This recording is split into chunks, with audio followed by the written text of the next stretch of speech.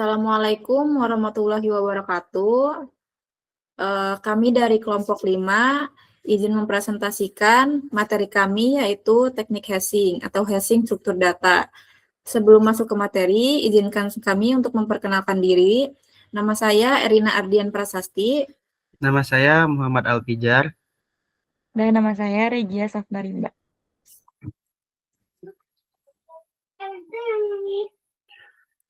Baik, teknik hashing adalah teknik untuk menyimpan dan mencari data dengan cepat dengan cara mengubah sebuah key, nilai atau identitas data menjadi sebuah alamat atau indeks dalam tabel menggunakan fungsi hash.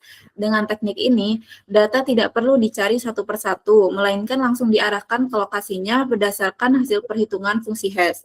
Hal ini membuat proses pencarian, penyisipan, dan penghapusan data menjadi lebih cepat dan efisien.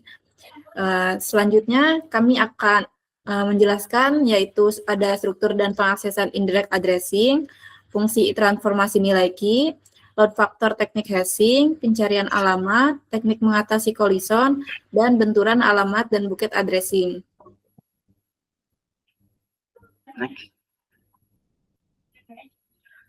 Lanjut, yang pertama yaitu materi tentang indirect addressing dan fungsi transformasi.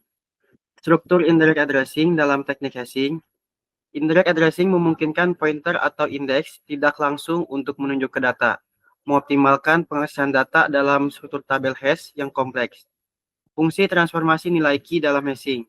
Fungsi transformasi nilai key bertujuan untuk mengkonversi kunci menjadi alamat hash, memastikan distribusi data yang efisien dan mengurangi kemungkinan benturan alamat.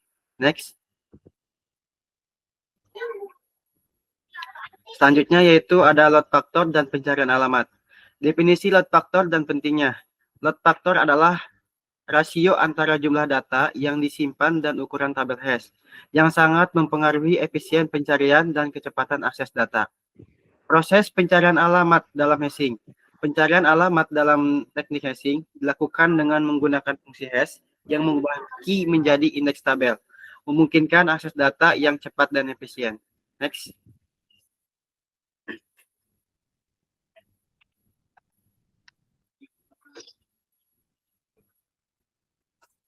Baik, selanjutnya ada kolison dalam teknik hashing. Di sini ada penjelasan tentang kolison dan penyebabnya. Kolison terjadi ketika dua atau lebih kunci hash menghasilkan alamat yang sama. Hal ini dapat mengakibatkan kehilangan data dan penurunan efisiensi pencarian dalam struktur data.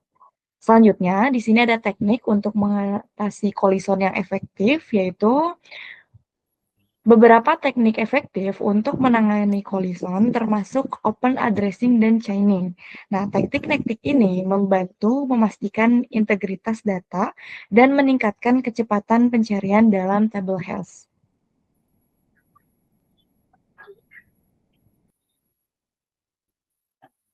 Baik, selanjutnya teknik mengatasi kolison.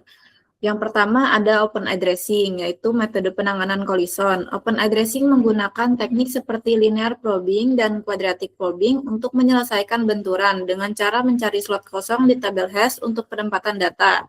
Yang kedua ada chaining, yaitu bucket addressing untuk kolison. Chaining menggunakan struktur buket untuk mengelola beberapa data pada satu alamat hash, memungkinkan penyimpanan data dalam bentuk linked list di setiap buket.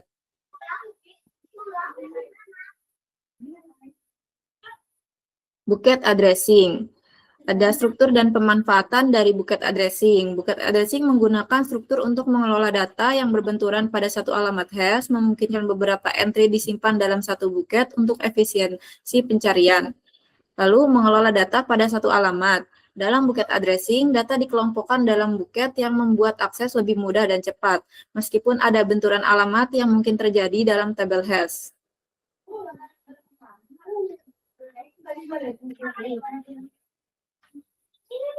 Nah, baik, selanjutnya di sini terdapat study case dan penyelesaiannya.